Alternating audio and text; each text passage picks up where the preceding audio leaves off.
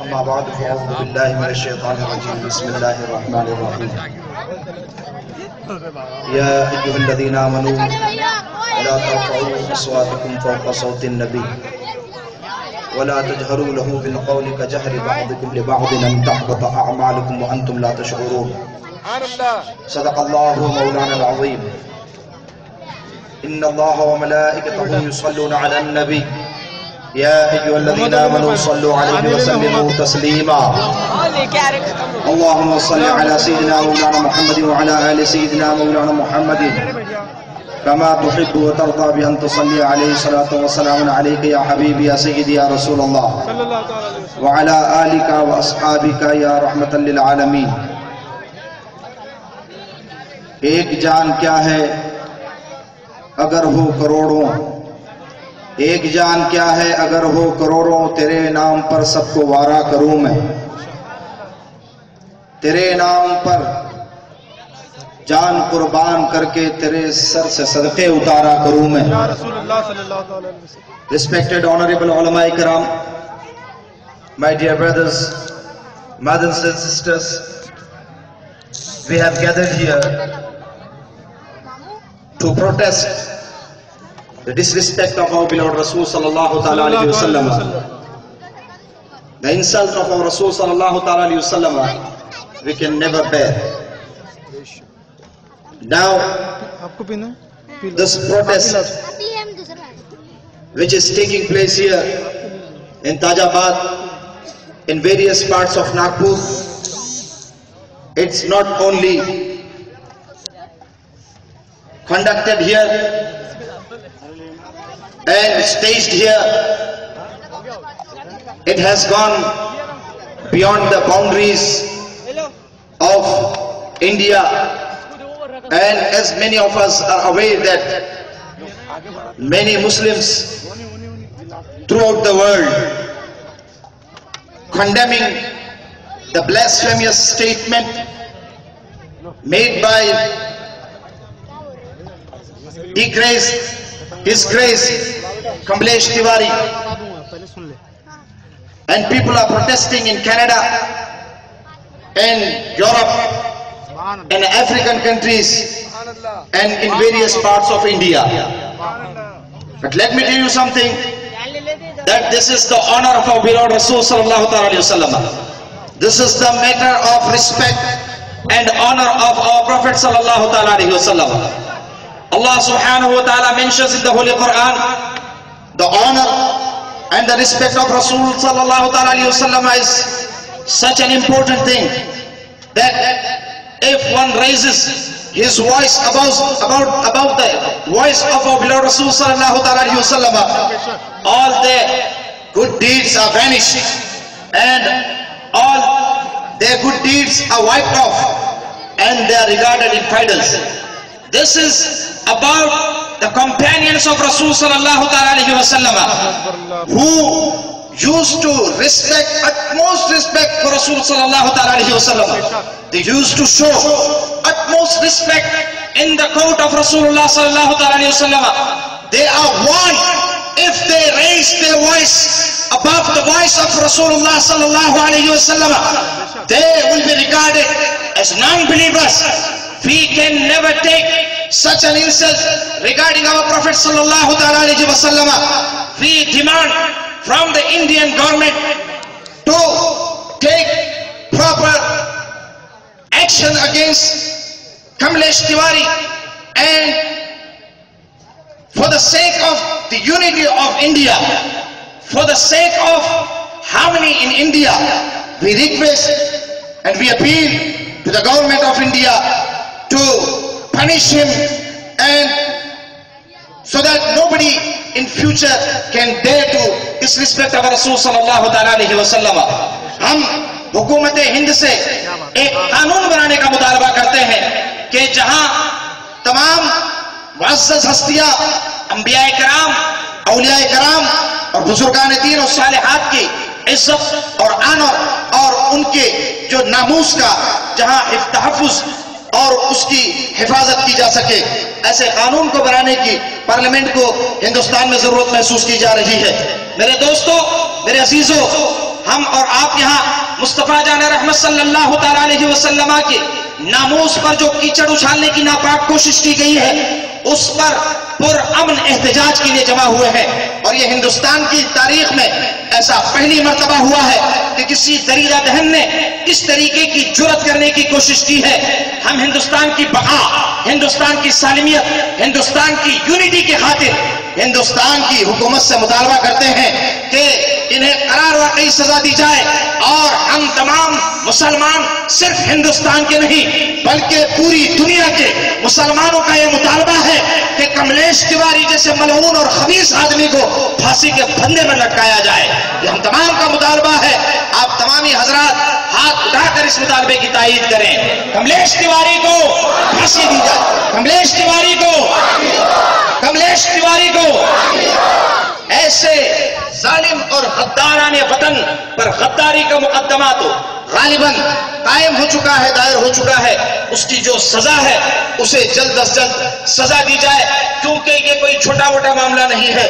یہ میرے آقا مصطفیٰ جان رحمت صلی اللہ تعالیٰ علیہ وسلم کی عزت و ناموس کا معاملہ ہے، جن کی شان وہ شان ہے کہ جن کی بارگاہ میں جبرائیل امین آتے ہیں تو اجازت لے کر بارگاہ میں تشریف لاتے ہیں، ملک الموت آتے ہیں تو اجازت لے کر مصطفیٰ کی بارگاہ میں آتے ہیں۔ جنید بغدادی، بایزید بستانی جیسے عظیم الشان اولیاء کرام آتے ہیں تو نفس گم کر دمی آیت جنید و بایزیدی جا کا جلوہ نظر آتا ہے۔ ادب کا حیث تیرے آسماں از عرش نازک تر نفس گم کر دمی آیت جنید و بایزیدی جا۔ آسمان کے نیچے اس دھرتی کے اوپر ایک بارگاہ وہ بارگاہ ہے جہاں پر بڑے بڑے اولیاء، بڑے بڑے علم والے، بڑے بڑے فضل و کمال والے آتے ہیں تو لرزہ باندام آتے ہیں، کانپتے ہوئے آتے ہیں، سانس آہستہ لیتے ہیں کہ کہیں مصطفیٰ کی بارگاہ میں بے ادبی نہ ہو جائے۔ ایسے محسن انسانیت، ایسے عظیم الشان ذات کی بارگاہ میں ایسے غلیظ اور ناشائستہ اور گستاخانہ کلمات ادا کرنا یہ انسانیت کی توہین ہے، یہ مانو جاتی کی توہین ہے۔ میرے آقا صلی اللہ تعالیٰ علیہ وسلم کی بارگاہ کیسی بارگاہ ہے؟ ہم آپ کو بتائیں میرے عزیزوں اور دوستوں کہ میرے مصطفیٰ جان رحمت صلی اللہ تعالیٰ علیہ وسلم اس دنیا سے رخصت ہوئے کم و بیش 1400 سال سے زیادہ کا عرصہ گزر چکا ہے، لیکن آج بھی آپ کی شکل کو، شکل پرانوار کو دیکھ کر نہیں بلکہ نام مبارک سن کر کے کروڑوں لوگ اپنی جانوں کو، اپنی مال کو، اپنی اولاد کو مصطفیٰ کی عزت میں قربان کرنے کے لیے تیار ہیں۔ ہم اپنے